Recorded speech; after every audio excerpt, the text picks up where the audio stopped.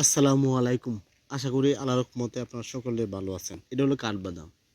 এই কাঠবাদাম পৃথিবীর মধ্যে সবচেয়ে যে পুষ্টিকর যে খাবার আছে, যে পুষ্টিবিজ্ঞানীরা রিসার্চ কইরা প্রমাণ করছে সবচেয়ে বেশি পুষ্টিকর খাবার, এই খাবারের তালিকার মধ্যে এই কাঠবাদামটা আছে। এত পুষ্টিকর খাবার। শুধু পুষ্টিকর খাবার না, এটা অনেকগুলো রোগের ওষুধ হিসেবেও কাজ করে। যেরকম প্রথমত দেখবেন হজমের জন্য খুবই ভালো কাজ করে। যাদের খাবার হজম হয় না, হজম শক্তি সহজে বৃদ্ধি করে এই কাঠবাদাম খেলে, এবং সহজে আপনি পুষ্টি ঘাটতিটা শরীরে পূরণ করতে পারবেন। আরেকটা জিনিস সেটা হলো হার্টের জন্য খুবই ভালো।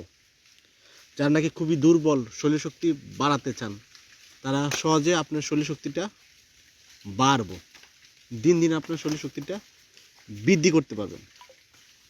আরেকটা জিনিস সেটা হলো দেখবেন, বিশেষ করে যারা ক্যান্সারে ভুগে থাকে এবং ক্যান্সার প্রতিরোধ করে, সহজে শরীরে ক্যান্সার হতে দেয় না, এবং ডায়াবেটিসটা সহজে কন্ট্রোল করে, এবং হাড় খুবই পুষ্টিকর খাবার। এই জন্য হাড় দাঁত শক্ত মজবুত করে। দাঁত এবং হাড় কখনো ক্ষয় হয় না বা ক্ষয় হইব না।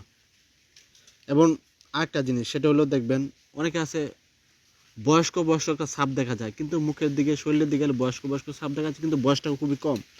এই বয়স্ক ছাপ সহজে দূর করে, চেহারা সৌন্দর্য এবং লাবণ্যতা ফিরে আসে, শক্তিটা দিন দিন বৃদ্ধি হয়। যারা খুবই দুর্বল, নিজেকে হতাশ মনে করেন, শরীর শক্তি বাড়াতে চান, তারা সহজে শরীর শক্তি বাড়াতে পারবেন। তারা কাঠবাদাম খাবার তালিকা রাখবেন। কয়টা করে খাবেন? অনেকে প্রশ্ন করে এটা কয়টা করে খাম কাঠবাদাম। কাঠবাদাম কিন্তু অনেকভাবে খাওয়া যায়। এটা অনেকগুলো রোগের ওষুধ হিসেবে কাজ করে। এটার মধ্যে প্রচুর পরিমাণ ক্যালসিয়াম পাবেন। যাদের শরীরে ক্যালসিয়াম অভাব, অনেকে আছে শরীরে ক্যালসিয়াম অভাব, অনেক কিছু খাইতেছেন, ক্যালসিয়াম ঘাটতি পূরণ করতে পারতেছেন না, আর খাবার তালিকায় কাঠবাদাম রাখবেন, আপনার সহজে ক্যালসিয়াম ঘাটতিটা পূরণ করতে পারবেন। এটা কিভাবে খাবেন আমি বলছিলাম, এটা অনেকভাবে খাওয়া যায়। এরকম 4টা-5টা করে আপনার নর্মাল এক গ্লাস পানিতে রাত্রেবেলা ভিজার পর সকালবেলা খালি পেটে কাঠবাদাম খাবেন, পানি খাবেন। এইভাবে খেলে আপনি ভালো উপকার পাবেন।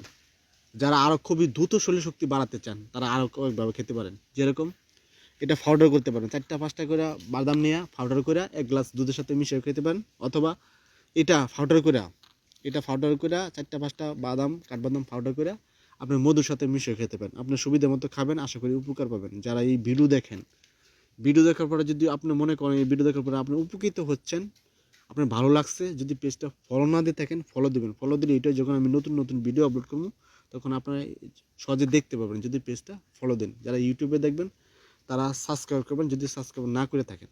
যারা কোনো কিছু বুঝতে অসুবিধা হচ্ছে তাহলে কমেন্ট করবেন, কমেন্ট করলে ইনশাল্লাহ আপনাদের কমেন্টে উত্তর দেবো।